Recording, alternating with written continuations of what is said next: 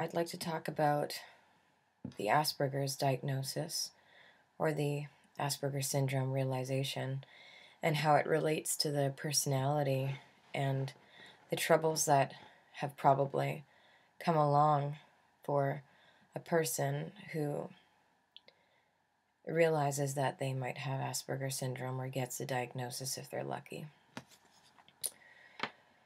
So you find that when you realize that you have Asperger's and you have at that point developed a lot of baggage in your life from a painful childhood or a mental health issue or even an addiction issue, that you look into the Asperger's. There's a learning phase where you learn a lot about Asperger syndrome and how it relates to your troubles. And sometimes you can get so stuck in that it becomes hard to overcome the baggage that resulted in that experience. What am I trying to say? It can be to overuse a label, although the label is great and needed to understand the learning issues and the brain issues. When you get stuck in the label and start attributing all your problems directly to the Asperger's, you start to lose sight of the individual personality and how maybe it is, ultimately a personality, a mental, physical, spiritual illness that has brought you to the pain that you're suffering from, and how the Asperger's definitely would exacerbate that. It's great to understand how it could make that worse.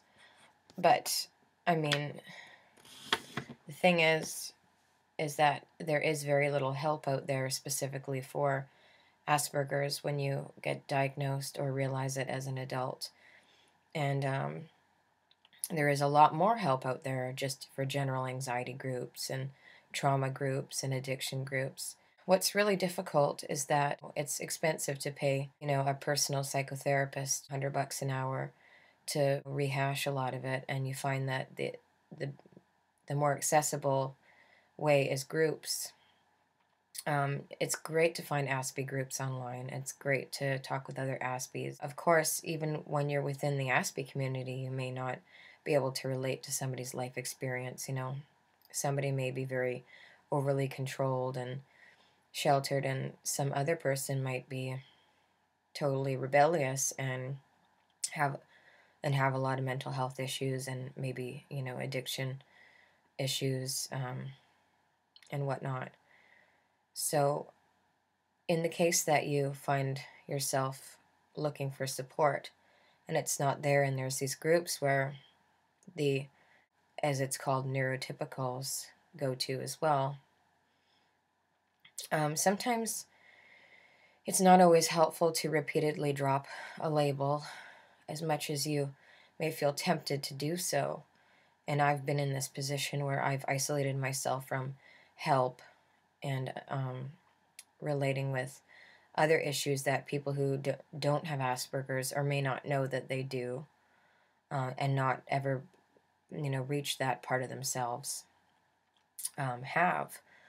So, I mean, sometimes it's just helpful to talk about the feelings. I feel isolated. I feel socially awkward. I feel afraid of rejection. I feel obsessive. I feel depressed. And, what the situations are in your life that provoke you to that place, even more so. There's not a lot of information or knowledge about Asperger syndrome or ADHD and how it relates to some of these issues. Now, we can't just change this overnight. There is probably a time and a place online and, blogging and speaking out where you can do this kind of thing and talk about that.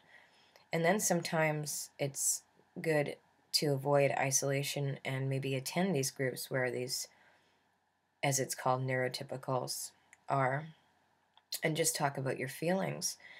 It might be hard to do when you're really aware of the Asperger's and you don't want to, repress your personality or your awkwardness any longer. But I think that the best way out of that is to really accept yourself as you are and openly share about your feelings. And if it comes across as awkward, you can use language like shy, socially awkward, not socially adept, or you can maybe drop the label a couple of times, just say, I was diagnosed with this and it's caused me to realize that I have social issues or learning issues. But to relate and attribute everything to Asperger's in a group where maybe some people can't relate only isolates you from the group and from getting the help. I mean, it's a hard catch-22 because if you open up, then the social awkwardness attributed with having a high-functioning autism may, emerge. And if it does, some people may just attribute that to the language you used. I'm socially awkward, I'm shy, I don't feel comfortable around people, I'm not quite sure what to say, I have to plan it out. Using that kind of language, talking about your feelings from your heart, about your troubles, is more helpful. Again, you yourself can understand that it's Asperger's. And, if you come across people thinking you're weird and making a judgment on how you're going about talking about these feelings or how you're appearing, then it's a great exercise to just not care about what that person might be thinking, because you know who you are, and you know what brings you to that place and what causes you to behave like that.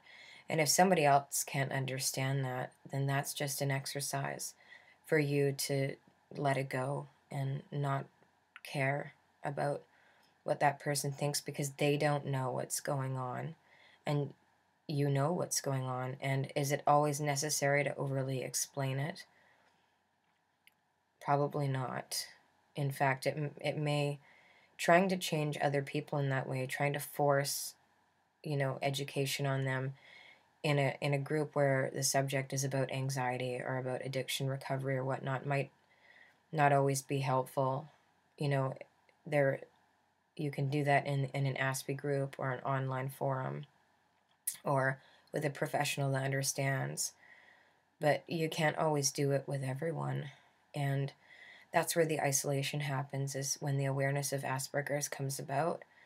You feel isolated from people who don't have Asperger's, but may, in their own personal way, share the same external issues that you do, with anxiety and fear and trauma and fear of rejection and self-medicating, alcohol use, whatnot.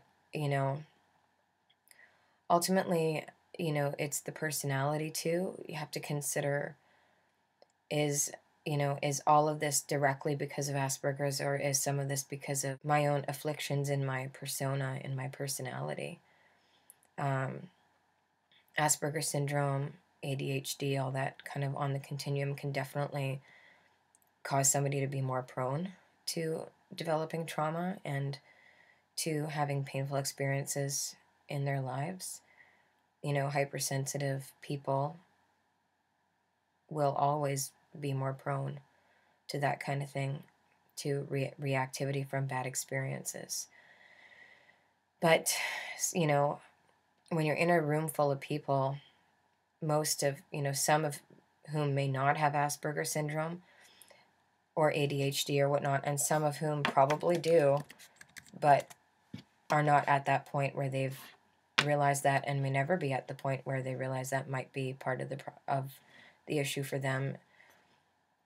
Sometimes many people who don't ever get diagnosed still do end up being able to be okay with counseling or recovery groups or anything like that, even if they never will know, that if evaluated properly and clearly, which most clinicians don't do, thoroughly, going back to the childhood, that Asperger's or ADHD or whatnot was an issue for them. The issues that arise from that are what are the problems. So somebody might be just fine dealing with the issues that have arisen for them. And, you know, the problem with knowing too much about yourself in the way that you discover you have Asperger's is sometimes that can block you from from integrating.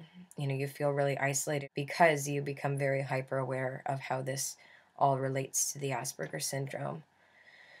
So that's kind of hard, and it's a painful thing to go through, to realize at an adult age that, you know, a lot that you would fit the criteria and the traits of Asperger syndrome, and that as a result you experienced what you experienced.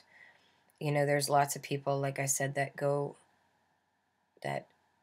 through life not ever knowing that they're on the autism spectrum, but having arising issues and problems, and those do get treated when people talk about their problems and whatnot. It does become a problem when somebody just can't get better because they're not getting to the core, and it's sort of a touch and go thing. Some people who might have Asperger's or be on the continuum do really well with just dealing with their comorbid issues and their problems. Other people may not ever get better and scarily could end up dead or whatnot, because it's like they're going around in circles. And in that case, like with me, something wasn't right. I couldn't understand things in a typical way, and I needed to know what was going on with me. And now that I do know, you know, I really read into it. And so some of that was helpful, and some of it is not so helpful.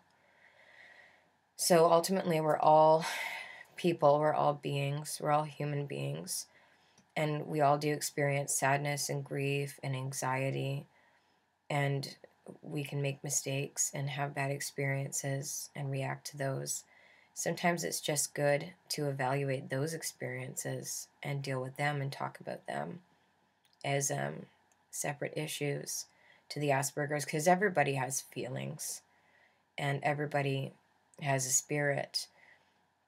And if we're spiritually wounded, you know, it could work really well for somebody who doesn't know they have Asperger's to just become spiritual. It's worked for a lot of people who never knew they did, and they became, you know, spiritual and learned how to meditate. And although they never got to the root of the problem, it helped them out in their lives.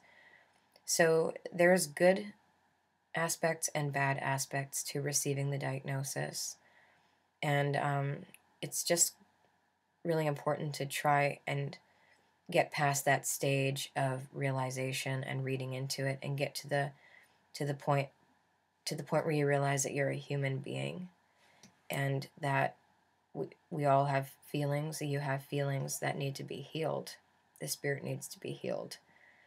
And that's all that I'm really trying to say. All I'm trying to say is that getting to that stage of acceptance and being secure that, yes, you have this, you don't need to disclose it to everyone or over-explain it, although I think education and awareness is important, and there's a time and place for it. It may not be very helpful to drop the label constantly and read into it too much, and I've come to that point where I've kind of realized that. So yeah, that's food for thought on that particular subject. Yeah. Thank you.